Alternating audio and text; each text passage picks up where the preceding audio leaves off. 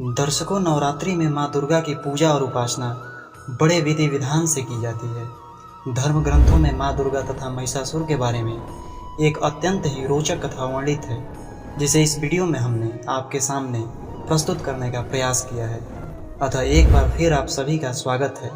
आपके साथ मैं हूँ आलोक मिश्रा और आप देख रहे हैं ज्ञान दर्शन।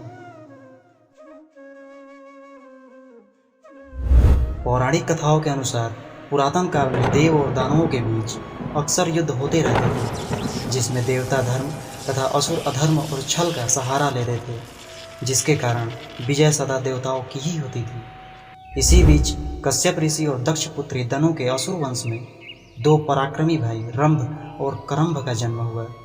जब वे दोनों युवा अवस्था में पहुंचे और असुरों की दुर्दशा देखी, तो उन्होंने धन और बल अर्जित करने के लिए तपस्या करने का निश्चय किया।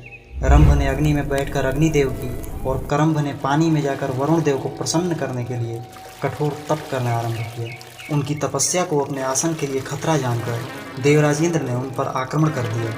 उन्होंने मगर का रूप धारण कर पानी में जाकर तपस्या में लीन करंभ को मार डाला, पर अग्निदेव द्वारा रंभ की रक्षा करने के कारण इंद्र रंभ का कुछ नहीं बिगाड़ पाए। समय के साथ रंभ की तपस्या पूर्ण हुई और अग्निदेव ने उसे वरदान दिया कि वह देव, दानव, मनुष्य किसी से भी मृत्यु को प्राप्त नहीं होगी। उसकी मृत्यु केवल एक मृत इंसान के द्वारा ही होगी। मरा हुआ इंसान किसी को कैसे मार सकता है, यह सोचकर रंभ को अपने अमर होने का अभिमान हो गया। धीरे धीरे वह शक्तिशाली होने के साथ साथ अत्याचारी और अधर्मी भी होता चला गया। उसने अनेक सिद्धियां भी प्राप्त कर ली। चारों ओर उसके शौर्य का डंका बजने लगा। एक बार अपने विजय अभियान से लौटते समय रंभ ने एक सरोवर में एक भैंस को स्नान करते हुए देखा और उस पर मोहित हो गया। रंभ ने उस त्रिहायणी नामक महिष कन्या से विवाह कर वहीं रहने लगा।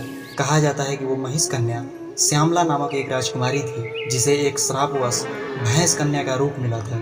विवाह के उपरांत रंभ और उस महिष कन्या के संयोग से एक पुत्र का जन्म हुआ, जिसे यह शक्ति प्राप्त थी कि वो अपनी इच्छा अनुसार कभी भी असुर या महिष का रूप धारण कर सकता है, जिसके कारण उसका नाम महिषासुर पड़ा।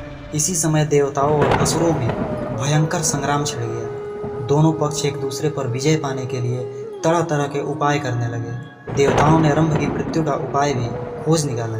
महर्षि दधीचि की मृत्यु हो जाने के बाद देवराज इंद्र ने उनके हड्डियों से बने अस्त्र वज्र के प्रहार से रंभ का वध कर दिया। महिषासुर देवराज इंद्र से अपने पिता रंभासुर की मृत्यु का प्रतिशोध लेने के लिए ब्रह्मा जी की तपस्या करने लगा।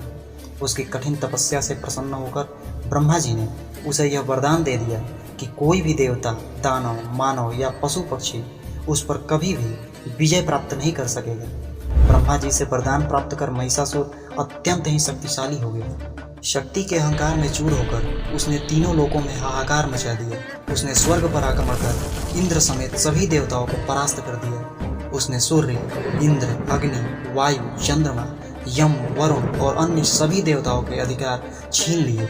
उसने नरक का विस्तार करना प्रारंभ कर दिया। ब्रह्मा जी के वरदान के कारण देवता, दानव, मानव कोई भी उसे परास्त नहीं कर पाता था।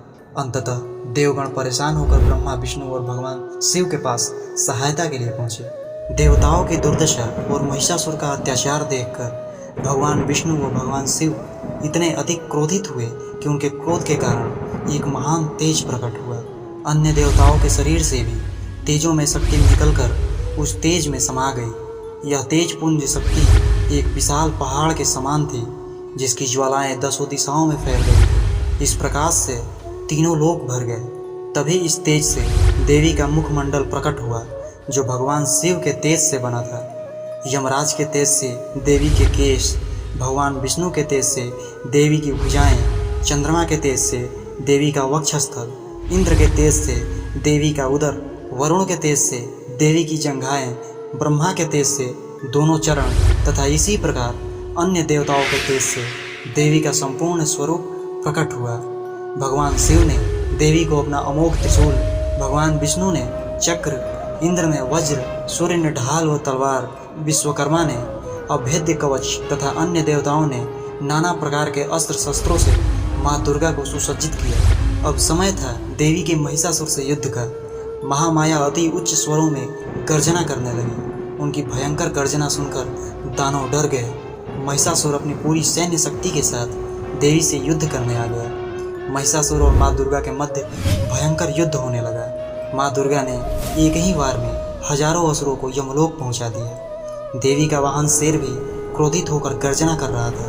वह इस प्रकार असुरों का वध कर रहा था मानो वन में कोई शेर हिरण का शिकार कर रहा हो। इस युद्ध में महिषासुर के कई मायावी दैत्य देवी के हाथों मारे गए। असुर सेना सूखे पत्तों की भांति बिखरने लगी। सारी सेना मिलकर भी देवी को रोकने में असफल सिद्ध हुई। असुर सेना की यह दुर्दशा देखकर महिषासुर स्वयं देवी से युद्ध करने लगा। उसने देवी पर अनेक प्रकार के दिव्य और मायावी अस्त्र चलाए, परंतु देवी ने उसके सभी अस्त्रों को बीच रास्ते में ही नष्ट कर दिया। देवी और महिषासुर के बीच लगातार 9 दिनों तक भयंकर युद्ध चलता रहा। लगातार 9 दिनों तक युद्ध करने के कारण महिषासुर की हिम्मत पस्त होने लगी। स्वयं को पराजित होता देखकर महिषासुर मायावी युद्ध करने लगा। सर्वप्रथम उसने हाथी का रूप धारण कर देवी पर आक्रमण किया, किंतु देवी के भयंकर बाणों ने उसे शीघ्र ही घायल कर दिया।